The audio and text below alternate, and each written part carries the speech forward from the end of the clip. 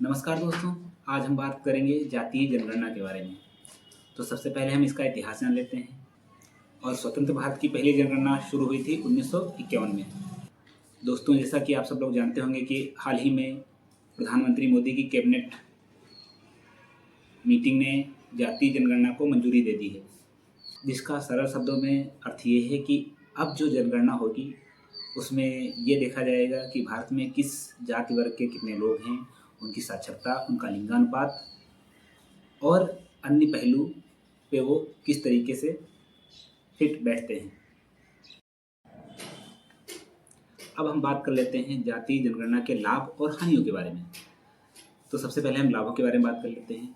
सबसे पहला लाभ तो यही है कि जब हम जाति के आधार पर ये जनगणना कर लेंगे तो हमें सरकारी नीतियों को बनाने में और उनका क्रियान्वयन करने में बहुत ही आसानी और सुविधा रहेगी, और इससे उन योजनाओं के लाभों को पात्र लोगों तक पहुंचाना और बहुत ही आसान रहेगा।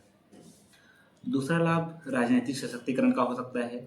जैसा कि आप लोग देखते हैं, ग्राम पंचायतों में कभी कभी प्रधानों की हरिजन सीट या एससी सीट आ जाती है, तो उस पर उसी समुदाय के या उसी जाति वर्ग के लोग चुनाव लड़ सकते हैं, जिससे जब उनके वर्ग का कोई व्यक्ति आता है तो उस वर्ग के विकास की संभावनाएं काफ़ी ज़्यादा बढ़ जाती हैं।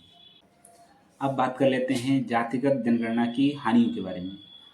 तो जैसा कि आप सब जानते हैं कि सबसे पहली हानि तो यही है कि जातिगत जनगणना से समाज में सामाजिक और जातिगत भेदभाव बढ़ेगा, दूरियां बढ़ेंगी।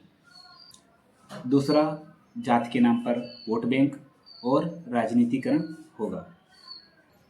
और जातिगत जनगणना के लिए सरकार को अत्यधिक पैसा व समय भी खर्च करना पड़ेगा। दोस्तों, अब आप लोगों को बताना है कि विश्व में सबसे पहले जनगणना किस देश ने शुरू की थी। धन्यवाद।